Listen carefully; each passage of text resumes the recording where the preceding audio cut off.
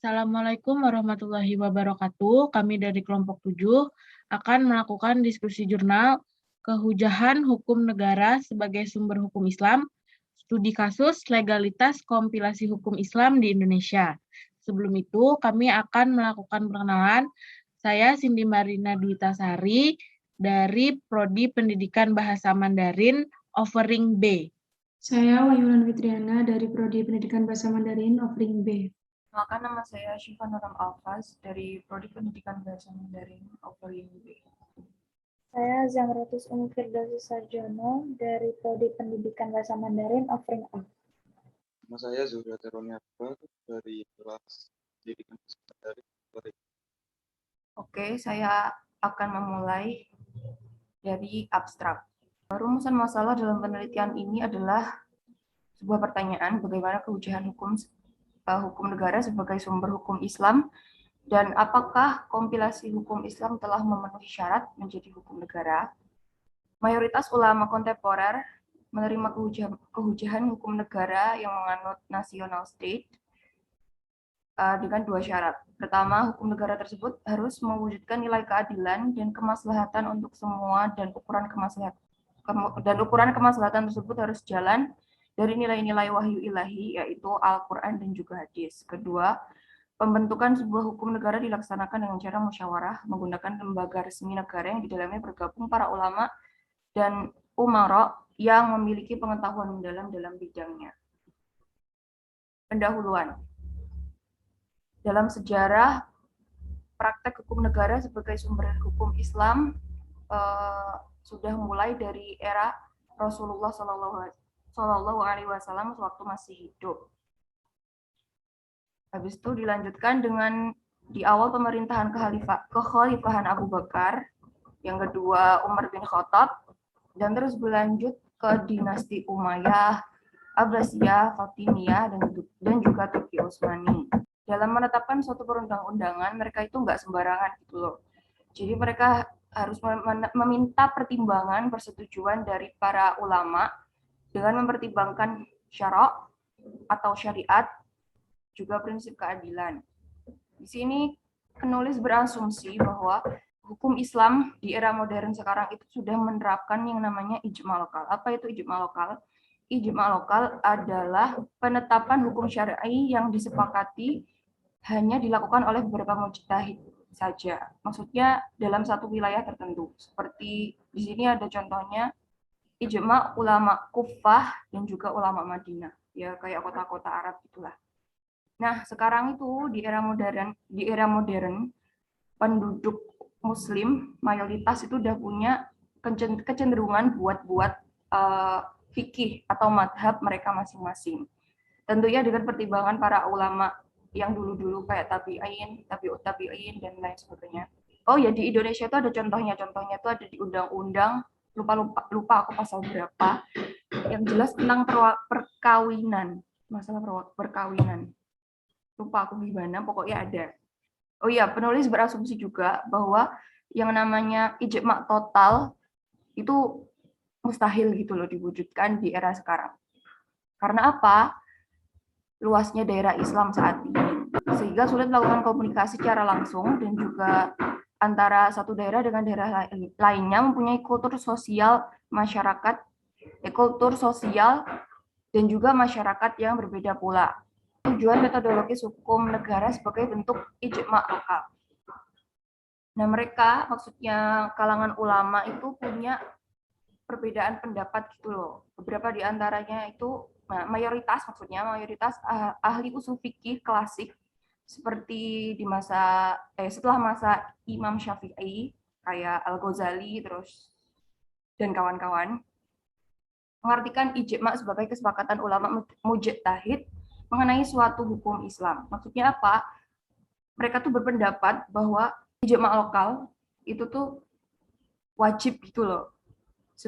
Sebagai kita semua sebagai umat Nabi Muhammad, kita tuh wajib melakukan ijma'. Nggak peduli itu yang awam maupun yang ulama, mereka diwajibkan. Tapi itu pandangan mereka ya, mayoritas ahli usul fikih. Terus ada juga ini jumhur ulama usul fikih kontemporer merumuskan bahwa ijma, yaitu kesepakatan para mujtahid dari umat Nabi Muhammad SAW pada suatu masa setelah wafatnya Rasulullah terhadap suatu hukum syara. Di akhir definisi disebutkan bahwa yang di sini yang dimaksud itu yang bersifat amaliyah. Maksudnya yang berkaitan dengan persoalan-persoalan furu atau amaliyah praktis yang sepele. Nggak sepele juga sih. Perbedaan ijma yang aku sebutin tadi itu disebabkan karena gagasan dan konsep ijma belum muncul dan tidak dibutuhkan pada awal tasyrik. Awal tasyrik itu apa? Awal tasyrik itu sebelum masa kita, sebelum masa modern. Karena kan mereka belum ada kayak alat-alat kayak HP, terus apa lagi. Pokoknya nggak ada alat-alat yang cenderung ngedistract kita dari ibadah. Terus secara teknis juga, teknis hukum maksudnya, konsep ijma itu mereka belum utuh gitu loh lahirnya pas itu. Dilanjutkan dengan teman saya, Wulan. Iya, saya lanjutkan ya. Kan di poin yang saya bahas itu, pada umumnya kesepakatan yang dihasilkan pada masa sahabat diawali oleh perbedaan pendapat. Tapi setelah diadakan musyawarah, mereka itu menghasilkan kesepakatan. Misalnya, kesepakatan mereka itu pada masa Abu Bakar As-Siddiq tentang memerangi orang-orang murtad, membukukan Al-Quran pada masa Umar bin Khattab, dan membagi tanah rampasan di daerah Mesir dan Syam. Had bagi pencuri di masa paceklik dan lain sebagainya. Penerapan hukum dan metode menemukan hukum yang dilakukan oleh sahabat juga diikuti oleh periode berikutnya. Ulama tabi'in diantaranya oleh Khalifah Umayyah Umar bin Abdul Aziz yang pernah menulis surat kepada Adibun Artha. Nah, doktrin ijma muncul pertama kali itu berupa ijma lokal, yaitu ijma ahli Madinah, kemudian muncul ijma ulama daerah lain. Seperti ijma ulama Irak dan ijma ulama Kufah, ijma diterapkan sebagai hasil ijtihad ulama suatu daerah dan pemberlakuannya itu juga untuk daerah yang bersangkutan. Jadi biasanya setiap daerahnya itu beda karena orang yang berijtima kan beda ulama gitu. Tergantung kita mau mempercayai yang mana dan madhab apa yang kita anut pada waktu itu. Nah, seperti itu. Lalu doktrin ijma muncul pertama kali berupa ijma lokal, yaitu ijma ahli Madinah, kemudian muncul ijma ulama daerah lain, seperti ijma ulama Irak dan ijma ulama Kufah. Ijma diterapkan sebagai hasil ijtihad ulama suatu daerah dan pemberlakuannya juga untuk daerah yang bersangkutan. Lalu menurut Asy-Syafi'i, ijma total yaitu yang menyatu pada masyarakat yang meyakini bahwa doktrin tersebut merupakan suatu yang mengikat perbuatan mereka. Dalam kitab Ahmad bin Hanbal, Imam Sunnah yang ditulis oleh Abdul Halim Al-Jundi. Siapa yang mendakwakan ijma, ia adalah pendusta, boleh jadi manusia yang berbeda pendapat. Melihat keadaan di atas membuat pemikiran baru bermunculan tentang ijma yang disampaikan oleh modernis Islam yang melihat ijma secara liberal dan rasional, bahkan bertentangan dengan definisi klasik. Karena mereka menganggap jika doktrin ijma klasik tidak dapat menyelesaikan permasalahan yang berubah-ubah dalam masyarakat modern.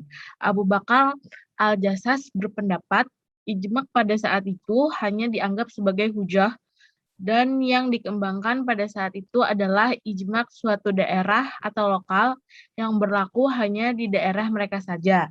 Dengan itu, tidak dituntut untuk membuat ijma seluruh fuqaha, hanya perlu kesepakatan satu daerah yang berlaku untuk masyarakat yang bersangkutan. Kesepakatan di masa tabi'in telah berevolusi menjadi kesepakatan fuqaha daerah tertentu. Yang menyebabkan hal ini adalah praktek ijma di seluruh umat tidak terjadi. Karena terlalu luas daerah umat Islam pada saat itu, maka dari itu sangat sulit berkomunikasi langsung antar daerah yang mempunyai kultur berbeda. Lalu menurut Fazlur Rahman, Ijma merupakan kesepakatan bulat seluruh mujtahid yang bermula dari Al-Syafi'i untuk menstabilkan dalam menekankan keberagaman praktik-praktik yang disepakati pada masa sebelumnya. Dan disinilah timbulnya ketidakserasian hubungan antara ijma dan ijtihad setelah masa Syafi'i pada umumnya mengartikan ijma sebagai kesepakatan yang bersifat formal, final, dan total, sehingga sama sekali tidak ada pertentangan di dalamnya. Maka jadilah urutannya Al-Quran, Sunnah, Ijtihad, dan Ijma, agar Ijma dipandang sebagai proses yang terus-menerus berjalan. Menurut Syahwalillah, menyatakan bahwa ijma adalah suatu permufakatan pendapat dari orang-orang yang berwenang dan dari mufti dari berbagai kota. Menurut Muhammad Iqbal, ijma merupakan suatu pemikiran yang sangat penting. Tapi selama ini ia tetap tinggal sebagai gagasan semata-mata dan tidak mengandung satu bentuk lembaga yang permanen. Menurut Al-Amidi, ijma adalah kesepakatan sejumlah ahlul halil wal akad dari umat Muhammad pada suatu masa atas hukum suatu kasus.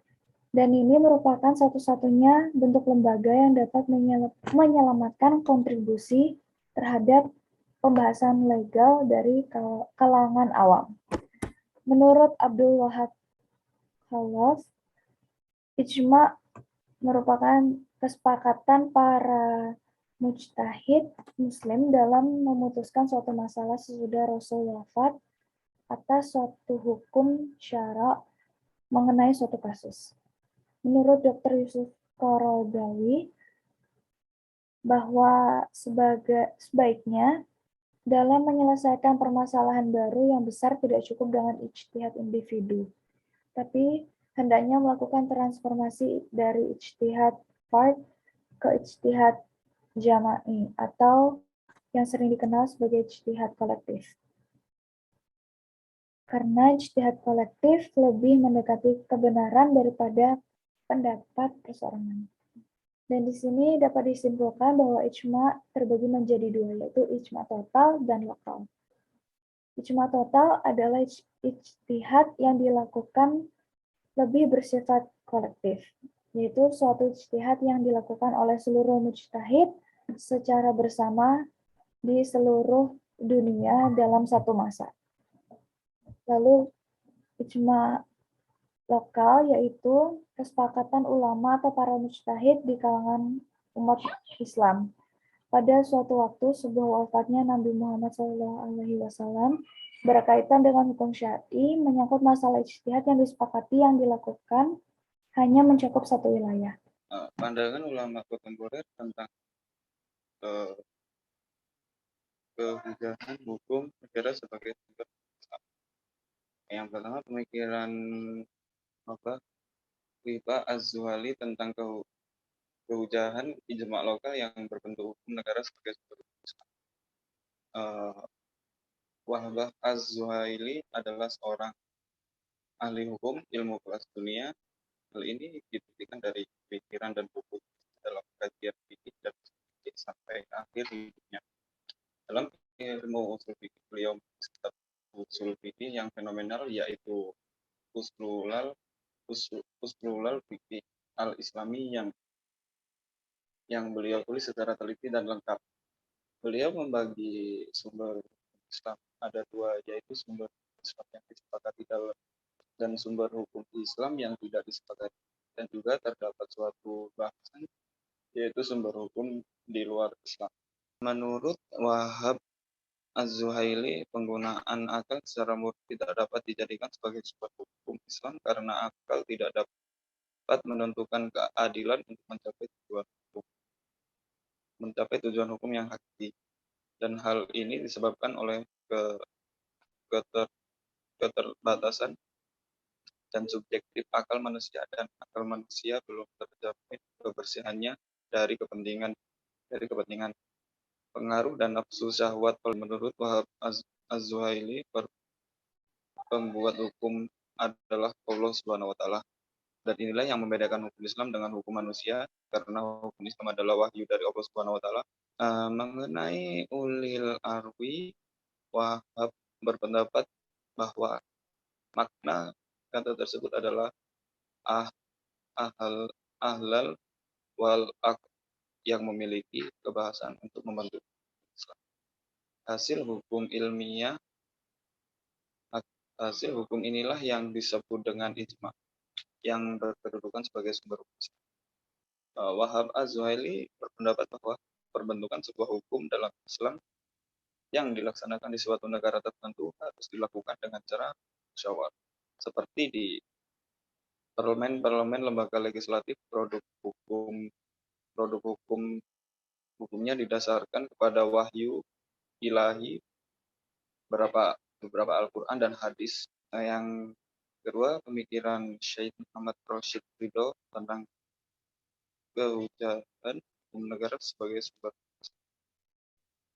Muhammad Rashid Ridho adalah salah seorang intelektual kebangsaan Mesir. Beliau dikenal sebagai tokoh pembaru dan ulama tafsir, dengan tafsir beliau yang fenomenal, yaitu tafsir Al-Manar. Salah satu pemikiran beliau yang berbeda dengan pendapat ulama ketika itu adalah mengenai kehujahan hukum negara sebagai sumber hukum Islam. Tujuannya adalah untuk mewujudkan kemaslahatan dan meniadakan semua kemudorotan rakyat. Menurut beliau sudah banyak terjadi kasus seperti kayak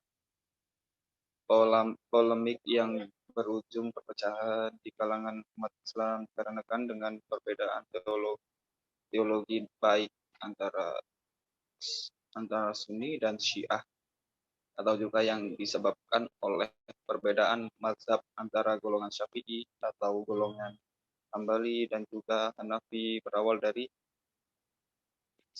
Simlah Rashid Ridho kemudian memberikan batasan bahwa sumber hukum Islam adalah terdiri dari 4 macam, yaitu Al-Quran, hadis, ijma, dan ijma para ulama, dan mujtahid yang didasarkan kepada ijma sahabat mengenai kasus keagamaan dan keputusan para imam, pemerintah, hakim, dan dalam suatu peradilan politik. Menurutnya, sumber yang keempat ini oleh sebagian ulama dikenal dengan qiyas. Adapun ulil amri yang menurut beliau adalah ahli halil wal aqd, yang di dalamnya tergabung para ulama dan beberapa umat yang memiliki pengetahuan mendalam terhadap kemaslahatan umat, sehingga mereka wajib ditaati selama peraturan tersebut tidak berdasarkan kepentingan tertentu yang menyalahi kepribadian atau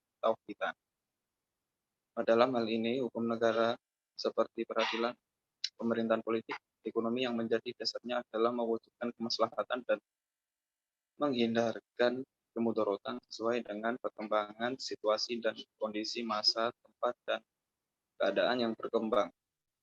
Menurut Rashid Ridho, dasar utama dalam menetapkan hukum adalah keadilan di antara manusia serta persamaan di depan. Oleh karenanya, setiap aturan dan hukum yang mengandung nilai keadilan di dalamnya pada baiknya adalah hukum Allah Subhanahu wa taala, sehingga otomatis sudah sesuai dengan nas Al-Quran dan hadis. Saya lanjutkan di poin yang ketiga, itu yang benang merah beberapa pemikiran ulama terkait hukum negara sebagai sumber hukum Islam. Rashid Ridho menyatakan yang tidak jauh berbeda dengan pendapat Wahab Zuhail, bahwa hukum negara dapat menjadi hujah sebagai hukum Allah apabila mengandung keadilan di dalamnya, sehingga hukum tersebut tidak butuh konfirmasi lagi dari nas, mengingat Allah esensinya adalah keadilan itu sendiri. Jadi kalau hukumnya itu adil, ya itu udah sah-sah aja. Kan inti dari sebuah hukum adalah keadilan. Nah, dari Abdussalam Al-Tunji menyatakan secara tegas bahwa syariat Islam memiliki 3 tujuan, yaitu keadilan, kemaslahatan, dan akal. Beliau memasukkan akal sebagai salah satu tujuan syariat Islam, karena tanpa adanya akal semua menjadi sia-sia belaka. Karena manusia kan diciptakan dengan memiliki akal, berbeda dengan binatang, sehingga manusia bisa berpikir dengan benar dan kedepannya bisa diaturnya itu enak gitu loh dengan adanya akal tadi itu. Dan yang poin selanjutnya itu Nur Haidi Hasan, salah seorang pakar hukum Islam tanah air, menyatakan dan memiliki inti bahwa yang disebut dengan kitab Allah yang diturunkan kepada nabinya adalah keadilan, karena hakikatnya tujuan hukum Islam adalah keadilan. Kehujahan hukum negara dapat menjadi salah satu sumber hukum Islam apabila hukum atau peraturan yang dihasilkan pemerintah tersebut mengandung nilai keadilan dan kemaslahatan untuk semua, dan ukuran kemaslahatan tersebut harus sejalan dari nilai-nilai wahyu ilahi, yaitu Al-Quran dan hadis. Pokok inti dari semua hukum adalah keadilan dan berpatokan dengan Al-Quran dan hadis. Seperti itu. Bisa dilanjutkan dengan teman saya. Selanjutnya, 4. Kehujahan kompilasi hukum Islam sebagai hukum negara untuk menjadi sumber hukum Islam di Indonesia. Salah satu keberhasilan disparitas hukum Islam di Indonesia adalah telah diformulasikan kompilasi hukum Islam di akhir tahun 80-an. KHI masih menjadi pedoman dan rujukan bagi hakim di pengadilan agama seluruh Indonesia. Namun ada beberapa kalangan yang mempertanyakan KHI. Beberapa golongan mengatakan KHI adalah fikih khas Indonesia. Nazairin mengatakan dengan istilah mazhab fikih Indonesia, yang artinya pemahaman yang sistematis, padu, menyeluruh, dan dalil nafs, sambil memanfaatkan kajian ilmu kontemporer dengan tujuan membuat sebuah sistem yang lebih universal sampai final. Adanya KHI di Indonesia merupakan prestasi besar yang dicapai umat muslim dengan terbentuknya KHI. Oleh karena itu, tidak ditemukan pluralisme keputusan peradilan agama karena kitab yang dirujuk sama. KHI sampai sekarang masih menjadi pedoman oleh hakim di pengadilan agama. Hal ini berlangsung semenjak adanya instruksi Presiden dan surat keputusan Menteri Agama. Dengan ini, KHI resmi menjadi hukum material terapan di peradilan agama, digunakan oleh hakim, pengacara, dan pencari keadilan. Bisakah KHI menjadi ijma'? Paling tidak ijma' lokal di negara Indonesia. Fazrul Rahman berpendapat bahwa ijma' dan taknin sebagai dua lembaga syuro yang memiliki kaitan dan hal hukum. Ijma' sebagai proses dan produk syuro masyarakat, lalu taknin sebagai proses syuro lembaga legislatif yang mengubah produk ijma' masyarakat menjadi ijma' yuridis atau undang-undang. Penulis memiliki keyakinan bahwa menilai dari legalitas KHI yang dijadikan pedoman hakim di pengadilan agama sudah memenuhi syarat ijma' lokal, perpaduan ijma' dan taknin. Keduanya merupakan ijma' masyarakat dan ijma' yuridis, lalu bisa menjadi hukum negara sebagai satu dalil hukum yang sah di Indonesia. Sekian dari kelompok 7. Maaf apabila ada salah kata dan kami sangat menerima kritik serta saran. Kami dari kelompok 7 undur diri. Wassalamualaikum warahmatullahi wabarakatuh. Waalaikumsalam warahmatullahi wabarakatuh. Waalaikumsalam warahmatullahi wabarakatuh.